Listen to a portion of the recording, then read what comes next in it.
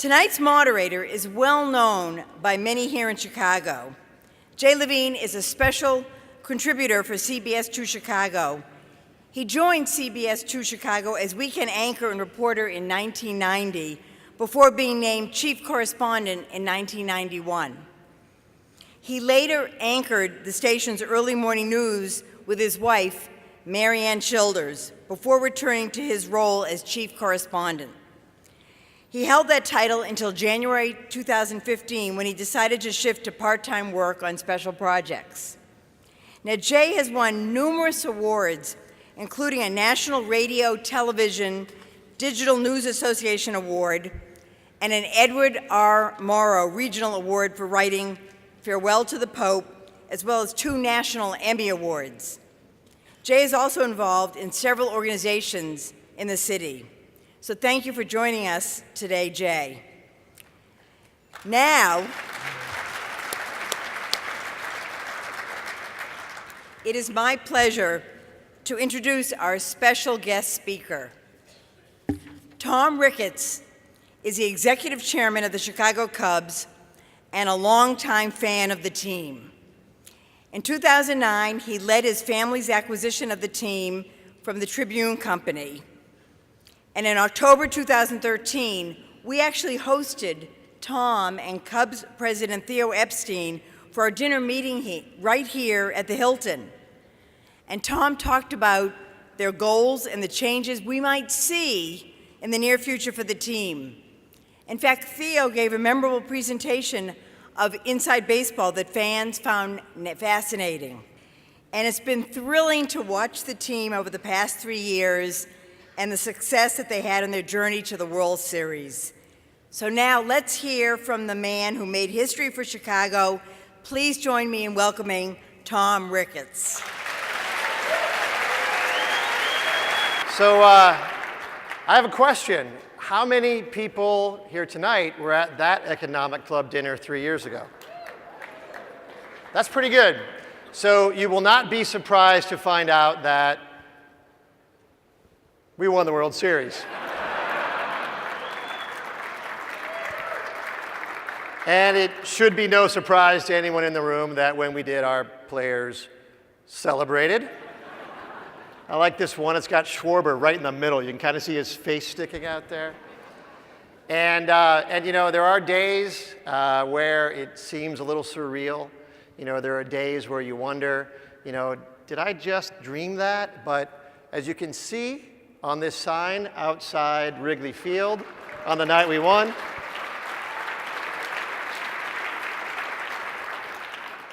it happened. And after it happened, we had the mother of all parades. So the estimates of the number of people at the parades was about 5 million. And, you know, I didn't have time to count. I don't know. There was people everywhere, all the way from Wrigley Field all the way down to Grant Park. Every street was jammed with people from the sidewalk to the windows. Every cross street had people lined up for blocks. And the funny part was people started saying, 5 million, well, wow, that's one of the largest gatherings in human history. Like, what else could be close? And like, well, there's the Hajj, which is the trip to Mecca.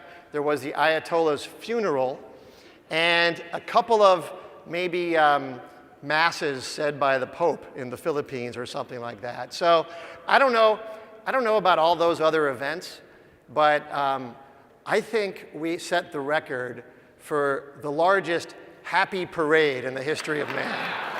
So.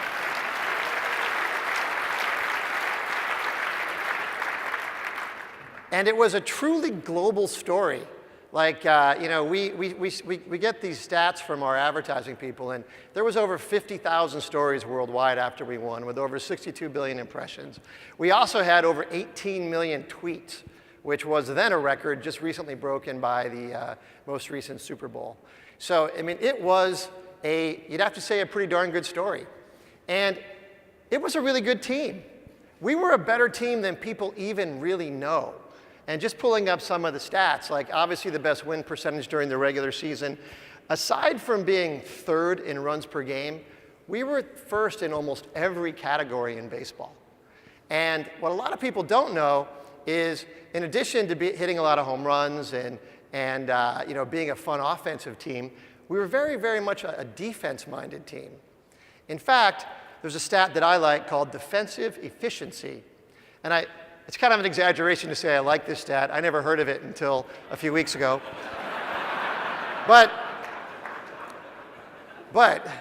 in defensive efficiency, actually defensive efficiency plus, which compares you to other teams, the Cubs were maybe not the best defensive team of all time, maybe not, but they were certainly the best team since 1950. So since 1950, where they started keeping this data, the Cubs have been basically the best defensive team you've ever seen. So this is conversion of balls in play. That's what defensive efficiency is. Well, anyway, so I'm just going to talk a little bit about some of the things that we did over the last several years to go from the lovable losers to the team that you saw last year. Once again, I'll reiterate the hangover line from a few years ago. When we came in 2010, it was a very high payroll. It was a very old team. We didn't have a very good record.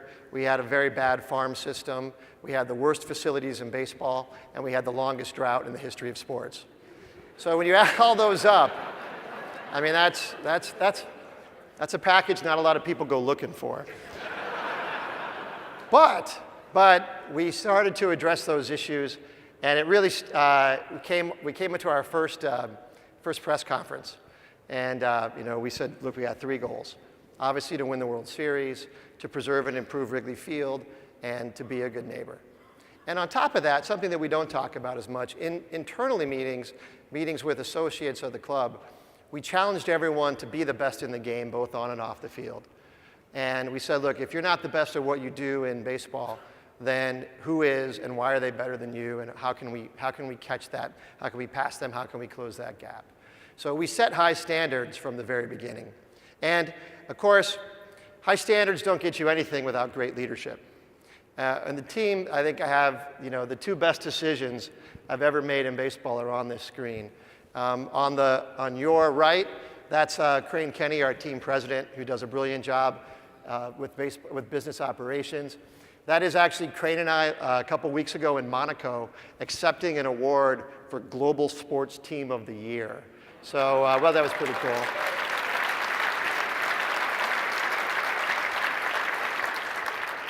And then, of course, the other photo is Theo with his 2 top lieutenants, Jason McLeod and Jed Hoyer, who obviously done a brilliant job. We'll talk a little bit more about them. But it wasn't just the people at the top. We brought in people across the organization. We actually went from 197 full-time employees in 2010 to a little over 400 in 2016. So we really had to build out the club in a lot of different ways. And going back to our goals, we talked about the 3 goals and just kind of looking at them kind of in reverse order a bit. One of the things we got onto right away and have continued to do well with is being a good neighbor.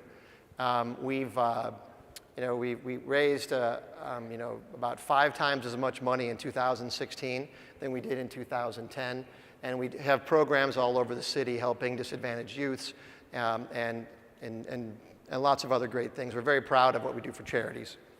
We're also very proud of what we've done for our facilities. Remember, we had the worst facilities in baseball. The first thing we did was get our Dominican Academy built. We got a new spring training facility, which a lot of people here tonight have told me they've already been there this year. It's fabulous. And then, of course, we built the best clubhouse in baseball for the players. At the Wrigley Field, we have started the process to save this ballpark for the next, say, 50 years at least. And it's been a lot of work. It's been...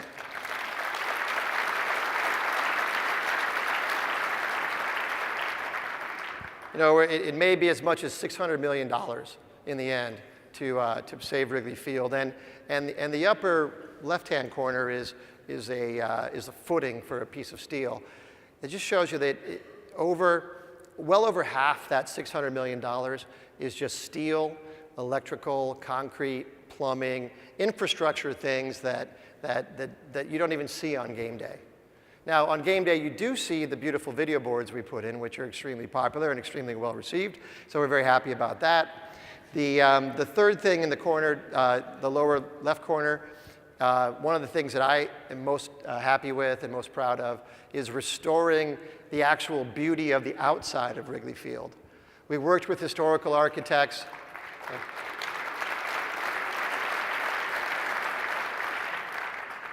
We worked with historical architects to go back and find a period of time where we thought Wrigley Field was at its peak or its most beautiful.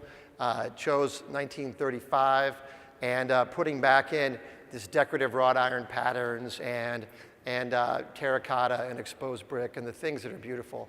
A few years ago, pulling up to Wrigley in the middle of the winter, it looked like a parking garage. And now it's going to look like a beautiful ballpark, like the original Wrigley family really meant it to look. And then, of course, restoring the historic features, the marquee, and the old scoreboard, and more. So, we're also in the process of the renovation. We're enhancing the fan experience. For me, that starts with more bathrooms. So we're definitely working on that. It's not quite there yet. You can hold your applause until we get them all in, but it's going to be about 40% more washroom facilities, 40% more points of sale. Not only more points of sale, but better food options. We're going to be building more premium options as we go forward, and we're also going to have a new gate on the western side of the park so people can get in and out more easily. So not only will this be the ballpark that maybe your grandfather or even your great-grandfather would recognize, it'll be a park that has the modern amenities that people need to have the best possible experience when they come to the ballpark. But charities and charities and the ballpark are good, but we're also going outside the ballpark and making our neighborhood better. Next year we'll bring online our hotel. Here's some photos of the hotel, and outside of our ballpark, we have like a little open area that's like a plaza or a park where we can do a lot of different things for the neighbors on non-game days, as well as doing a lot for fans when they come to the ballpark on game days. And we have an example here in the photo of an ice rink. So I think not only will the ballpark be more useful on game days, on non-game days it'll be much, much better both for our fans and for our community.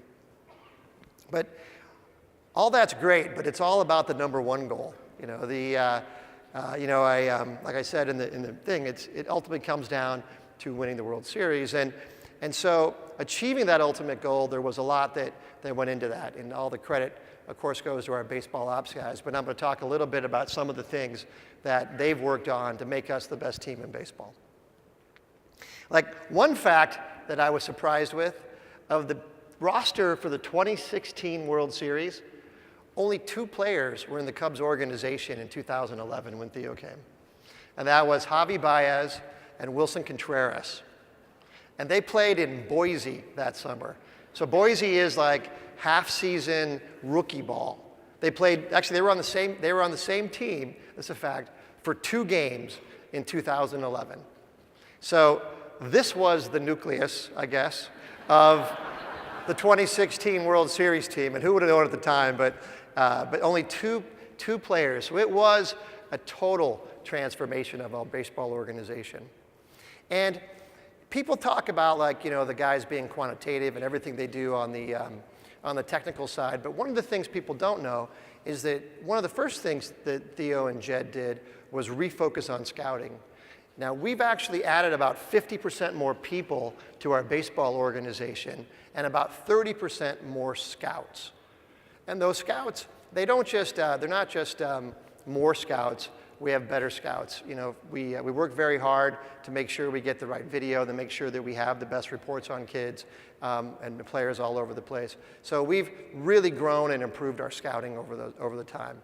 And since the last time that we spoke at the Economic Club, our scouts, I went back and had the guys pull the numbers. Our scouts have driven roughly 4 million miles. They've flown 6.5 million miles. They've scouted over 25,000 players and filed 75,000 reports rough, so maybe like 3 per guy, I guess. And we created over 2,500 individual player plans for the people in the organization.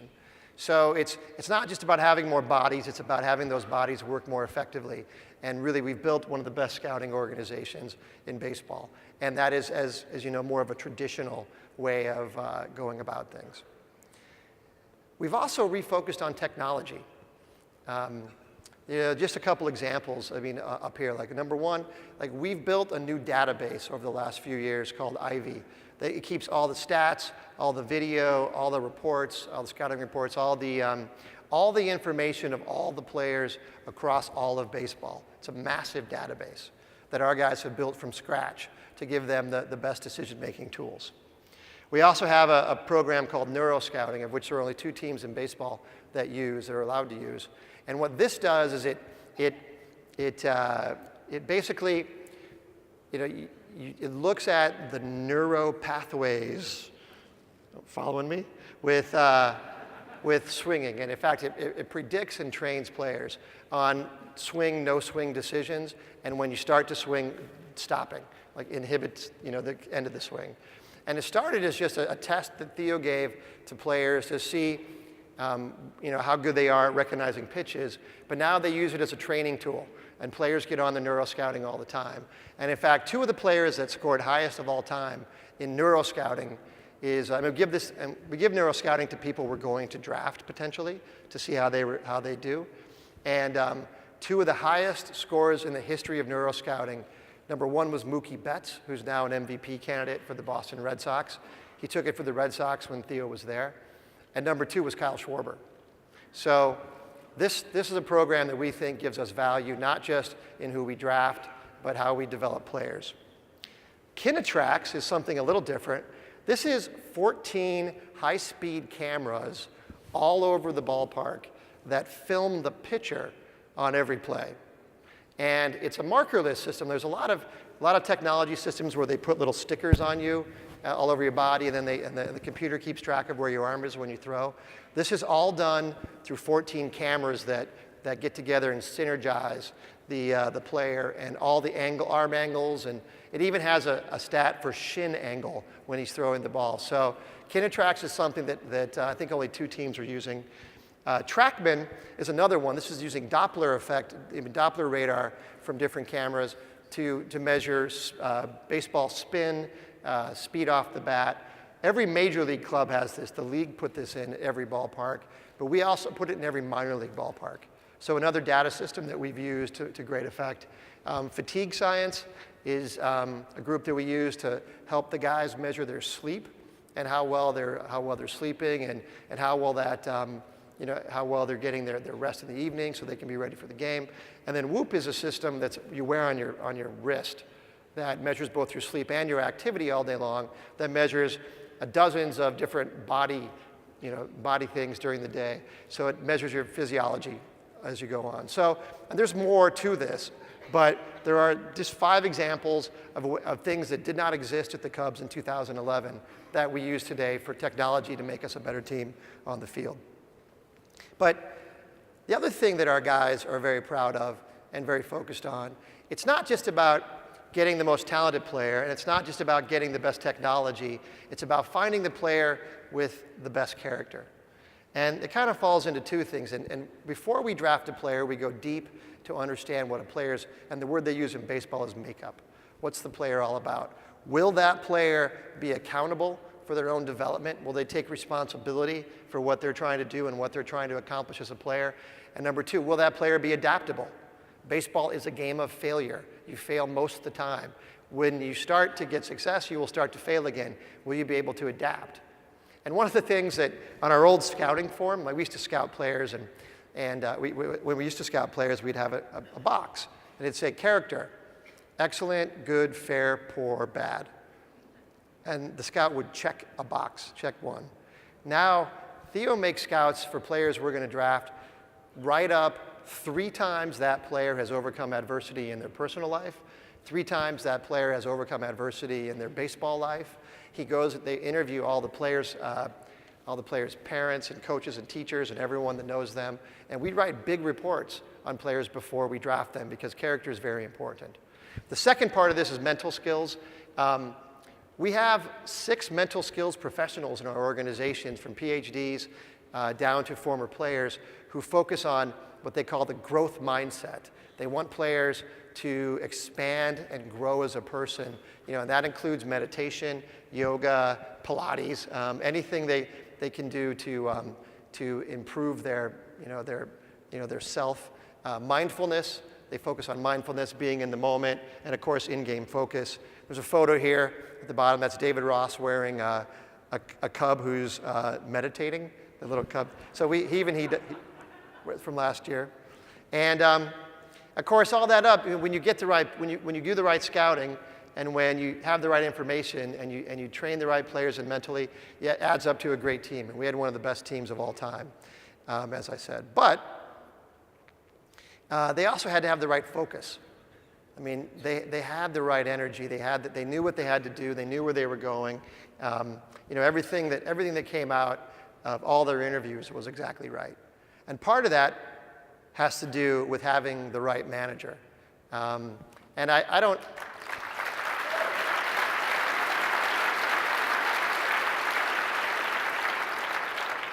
I was going to talk a lot about Joe, but I'm going to let Joe talk for himself. This is from the first day he put on a Cubs hat, November 2nd, 2014.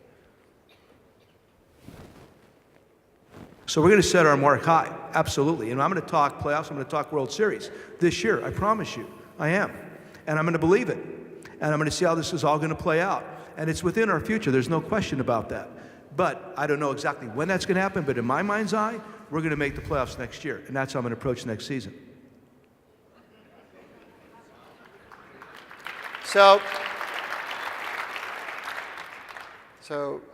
when you have have the great guys that you brought in, the right players you brought in, you give them the right manager, I think that that's all great, but I think the most important people in Wrigley Field are the fans. And I get a lot of people saying thank you, and that was a great World Series, and we appreciate everything you've done, and I think everybody at the organization feels that it's really special for all of us to be even a little part of something that means so much to so many people. But had we not had this great fan base to basically ride through these tough years together, we never would have got to this goal. And so I'll never forget, I'll look at that ring for the rest of my life and look at that trophy for the rest of my life. And the first thing I'm going to think of is the fact that people stayed with the program and gave us support through some very, very lean years, including a 101-loss season just a couple years ago. So, in any case, when you have a great team and you have a great manager and you have great fans, it leads to a great World Series. The world champion Chicago Cubs. How many of us thought we would hear that spoken in our lifetime? And I want to tell you one thing, that throughout that video and the times we ran through it before everybody came in here, Tom Ricketts never took his eyes off the screen. I think he's still having trouble believing it. Absolutely. At some point during Joe Maddon's introductory news conference, when he was talking about the World Series this year and the playoffs this year, did you cringe? No. You have to have that leadership from the top that sets that goal. And we were getting better. We had a good end to the year before, and Ricky our previous manager had done a nice job, and we'd won a few more games the year before. We didn't expect to win 97 games in 2015, but we expected to be better, and you have to have a manager that sets that tone. So then you go fast forward 1 year. At what point during 2016 did you realize we're going to do it? Can you pinpoint the moment? Well, we're going to do it is tougher. We were the best team in baseball from the first pitch to the end of the year. So we knew we were good. But there's a problem with that is that we also know that no matter how many games you win during the season, that's no guarantee of how far you're going to go in the postseason, which was very reassuring to us as the second wild card in 2015 and more troubling as the best team in baseball last year. But the fact is, I always had confidence that we were going to get there. I think that when we won Game 5 in Chicago, I was pretty confident that it was our series. You Everything that we saw on the screen earlier about your previous visit here in 2013 to the Economic Club, where you presented a very upbeat attitude. Yet many of us know that that was the same time during that winter that those within the organization were calling it the nuclear winter. Tell us what was going on behind those doors, what reports you were getting, and how you responded to your staff. Well, we just knew that we couldn't make any short-term decisions, no matter how good they would feel that day or how many few games more we might win that season. Once you start a truly dramatic rebuilding process, you can't quit early, or you're never going to get out. No free agents in the cards that year. Right. I mean, what's the expression, like, if you're going through hell, just keep going.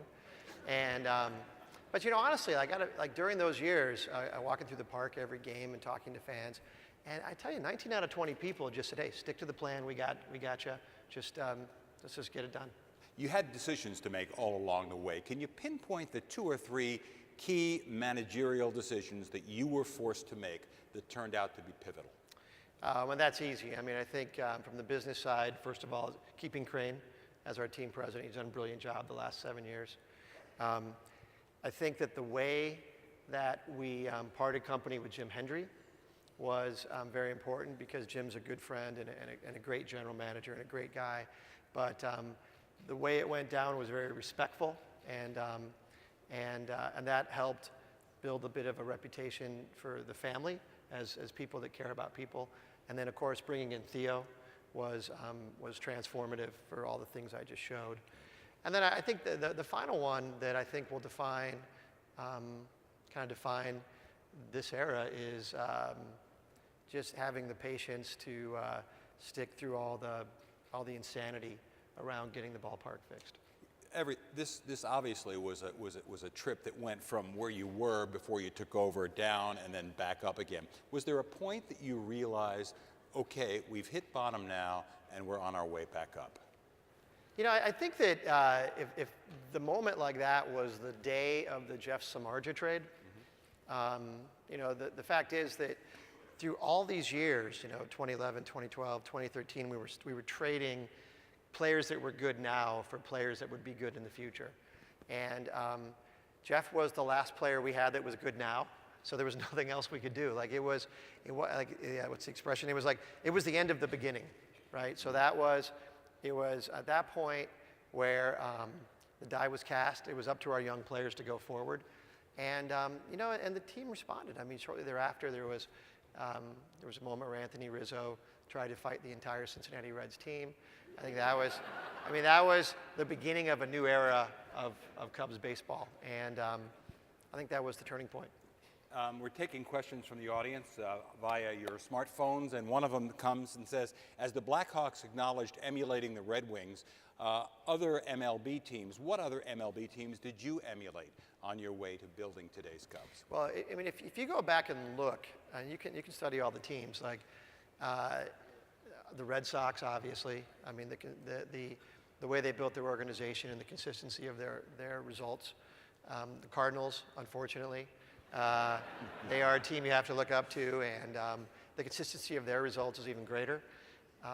Obviously, the Giants have been good the last few years, but ultimately, we looked at each and every team and tried to be, whether it's on the business side or the baseball side, just be better. And I even challenge, we're the second best charity in baseball now, just behind the Red Sox. And I tell our people, we got to beat the Red Sox. We got to. So anyway. Just trying to be the best everywhere we can. You talked about having 3 goals, but I think a 4th one has arisen recently in talking about being the best among the best organizations in the world, and you got the award for that for last year. When everybody talks about great organizations, they talk about Manchester United, the great soccer team from England, and it's known as Man U. And I think you or somebody else said the only time you were mentioned in the same breath as Man U was when somebody said, "Man, you suck." Yeah, well, we were like I mentioned, Crane and I were just over in Europe to pick up this award, and we had the global story, and everybody knew about our championship because it had been so long since our last one. But it just kind of made us think, we had that C. It stood for being a loser, and maybe a lovable loser or not, but definitely a loser for all those years. But if we can be consistent and be one of those great teams that goes from winning once to being in the mix every year and winning a few times, we can see where that Cubs C is known as a symbol of excellence, not a symbol of futility.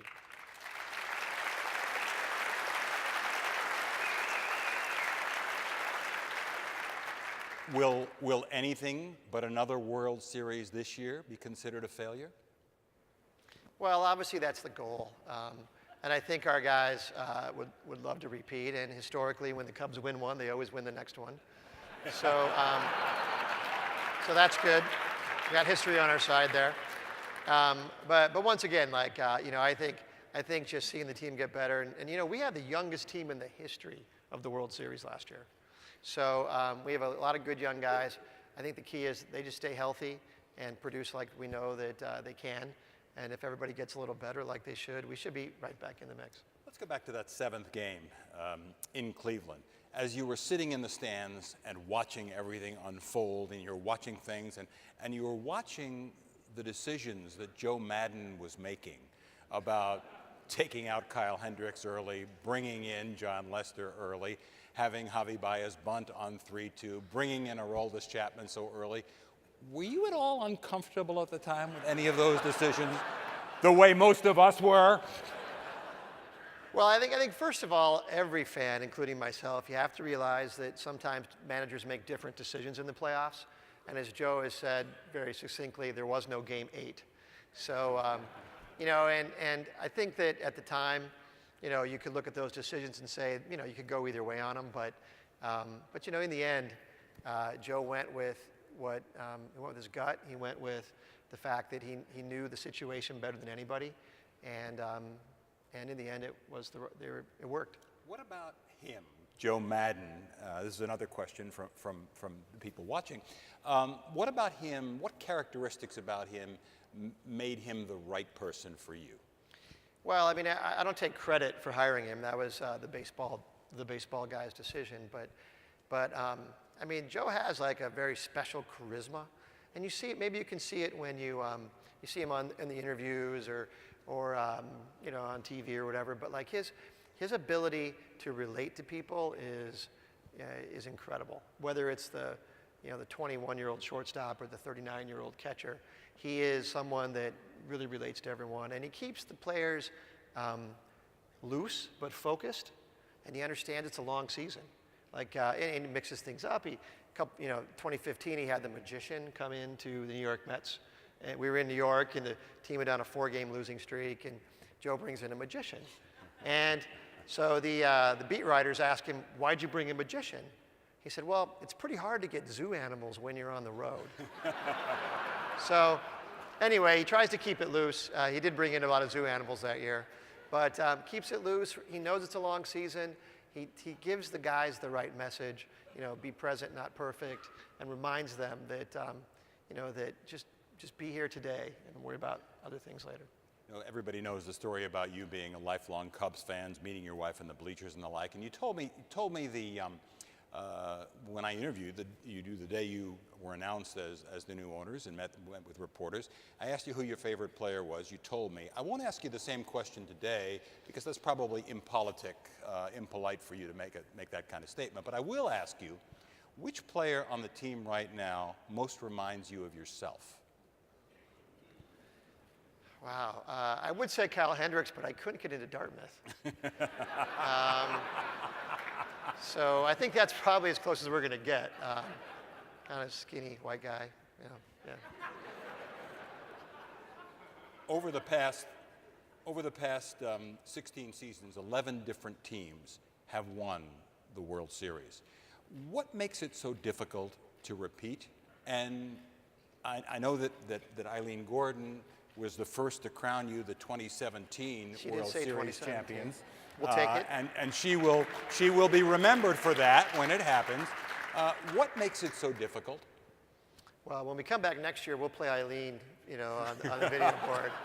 giving us the 2017 World Series. You know, the fact is, like I said earlier, no matter how many games you win during the season, it doesn't predict how far you're going in the postseason. You have to be healthy, you have to be hot, you have to get the breaks. It's not like the NBA or the NFL where the better team almost always wins. You really just have to get to that moment and hope that your guys show up and perform in those clutch situations. So let's make a little bit of news tonight. How would you rate your chances of re-signing Cy Young winner Jake Arrieta, who you could lose as a free agent this year? Likely, 50-50, or slim? You know, I let the big brains make those decisions. Obviously, Jake's a great player and a great person and a great teammate and a huge part of our World Series victory last year. You know, it'll really be up to the guys in baseball and to Jake himself. We'll just have to see. No further than that? Would you like to see him back? Well, of course, you know, when you have a player that is that good that you like that much, you always want to see him on the team. But once again, it's not my decision. But, you know, this is going to be the first of many similar decisions you're going to have to make, because the incredible array of talent that you have brought together, they're all going to be coming up for contracts sooner or later. Yeah. The question may eventually be, can you afford, and at what point are you going to have to say, well, I'm going to have to give up an all-star for prospects, much as the Blackhawks have had to do because of the hard salary cap. The Yankees and Dodgers have paid $200 million a year for players over the years. The Cubs aren't quite there yet. Do you have kind of a personal salary cap number that you do not want to go over? No, that would also be news, Jay. So we're going to avoid that one. No, basically, the fact is that what baseball has is it's not a salary cap, but if you go over what they call the competitive balance threshold or whatever, you end up paying taxes on that player. So you can go over a little bit some years and maybe back down and go back up a little bit. So, you know, we don't know what that number is. It's all a matter that'll be decided each offseason. But, you know, hopefully we'll always have enough dollars that we'll be able to put a great team on the field, and we shouldn't be constrained financially from making any great baseball decision. Would a salary cap be better for Major League Baseball? For the owners, yeah.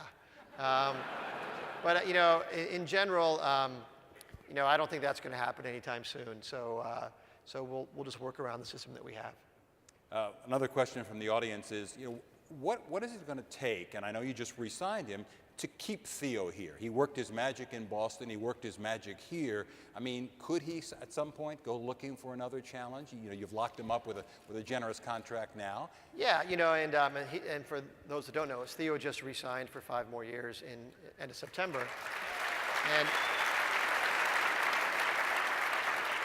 it's kind of funny. Like, I went to see him in spring training of 2015 to try to see if he wanted to extend, and he said, we'll talk about it later. And then we met last year at spring training 2016, and we went out to dinner. And I said, look, man, don't bother doing any analysis or giving me any graphs or anything like that. I'm going to lose all my negotiating leverage, but I'm going to tell you, I think you're the best in baseball. And he goes, okay, that's great. I'm going to lose all my negotiating leverage by telling you, no matter how much you pay me, I'm not leaving. So that's how our negotiation began last year.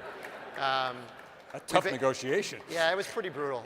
But then we got toward the end of the year, and basically the only real goal of the team, from my standpoint, was to make sure he was the highest paid general manager, president of baseball in baseball, because he deserves to be that. And so now he's 5 more years. I think he's pretty happy. I know that the organization is one that he's very proud of, and he surrounded himself with great people that work very hard on their own and because of his leadership. So I think that you know, we'll see what happens in 4 or 5 years. Someone in the audience suggested that one way to keep him and to give him another challenge is to let him do the Bears in the offseason.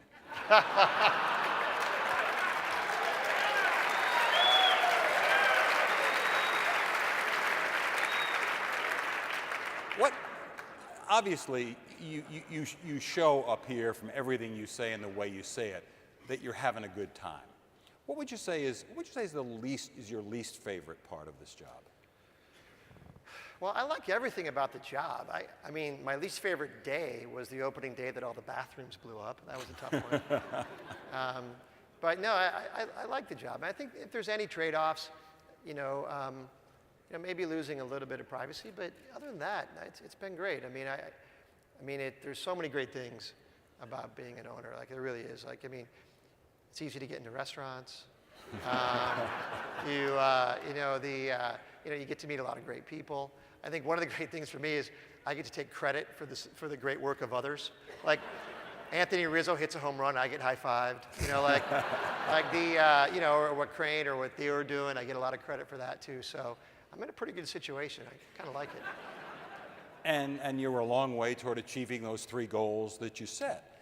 And you've put your money where your mouth is. I read once recently that there's $2 billion, over $2 billion of private investment at Wrigley and the surrounding area.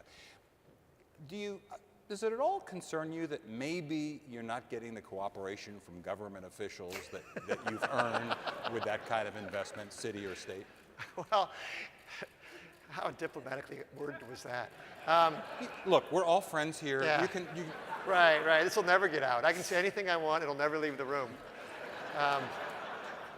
I think there's a couple things. One is, when you add in the cost of the team and everything we put into the ballpark and everything we put outside the ballpark, it is around $2 billion. And not only is it $2 billion of private investment, we saved Wrigley Field, which is one of the largest economic drivers in the city, and they estimate $700 million of economic activity comes out of Wrigley games alone. And that's not counting the millions of dollars that come out of the concerts or other events or postseason or anything like that. So, not only did we save the park, we enhanced it with with the hotel and outside the park, and we've paid over $240 million of wages to the people that are redoing the ballpark. And we've made sure all that was allocated in a way that we're all very proud of. And so on top of saving Wrigley Field and doing all this stuff for the city, we're one of the largest taxpayers, as you might imagine. I think probably just the state income tax on our players is big enough. But anyway, and of course we pay amusement taxes, some of the highest taxes in baseball. And most other teams that paid similar taxes have free stadiums. So when you add all that up, being a huge taxpayer, paying everything ourselves and doing everything for the neighborhood, you'd think you'd get a little more cooperation from time to time. But in general, I think that, ultimately, like the aldermanic system, it works pretty well, I imagine, for smaller things. I don't think it works well for big things. And if you're coming from out of town and you're trying to bring your corporate headquarters downtown, or you're opening something in Chicago, everybody recruits you and wants you, and they're willing to give you incentives. If you're trying to do something and you're in the ballpark, in the neighborhood already, or trying to enhance your facility or expand your facility or do something more with your facility, you don't get, hey, that's great, that's more jobs. You get, well, what do we get to let you do that? And I think that's a real problem with our city in general. But that's.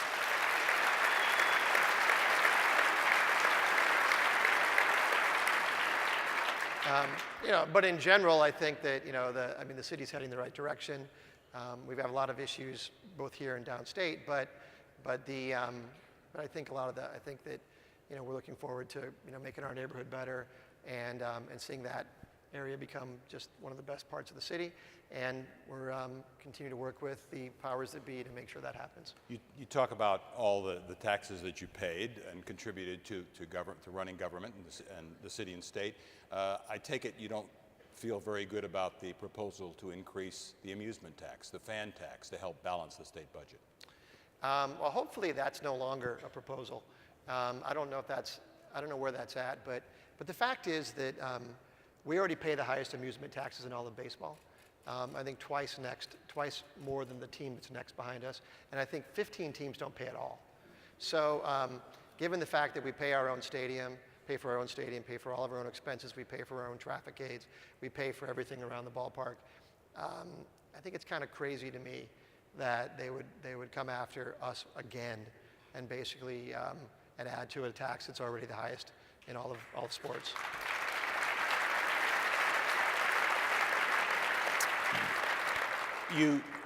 The Ricketts family is known for its passion from your mom and dad and to your brothers and sister, and are on all sides of the political spectrum.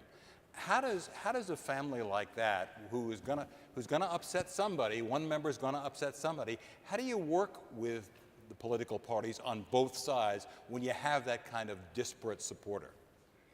Well, I mean, obviously, and it's been reported that there's a little bit of political variety in the family, but you know, honestly, like you know, we're still very, very close. We hang out together all the time. We live right by each other.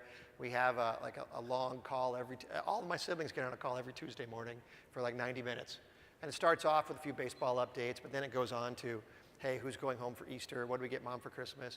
You know, we talk all the time.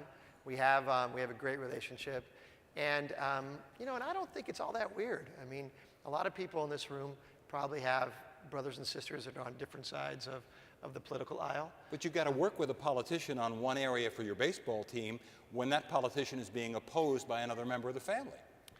That can get a little complicated at times, but but I think in general, I mean, the focus for us is always, at least for myself and everyone at the organization, it's like do what's right for the team. You know, certain politicians have certain constituents. We look at our constituents as the people that care about the Cubs, and so we have to do what's right for them in all situations. And so, you know, for me, it's a little bit of a balancing act some years, and presidential years are a little worse than other years, but generally speaking, it all works pretty well. All right, I have one final question, and I thought about bringing in a video clip of my own to refresh your memory. But I think you'll remember the live interview you did with my CBS 2 colleague Ryan Baker right during the celebration for the National League Championship Series. I think you remember that conversation. And so my question to you tonight is, my final question is, would you please show us the tattoo you promised to get if the Cubs won the World Series? All right. Tom, thank you. All right, thanks. It's been a pleasure. Thank you, everybody.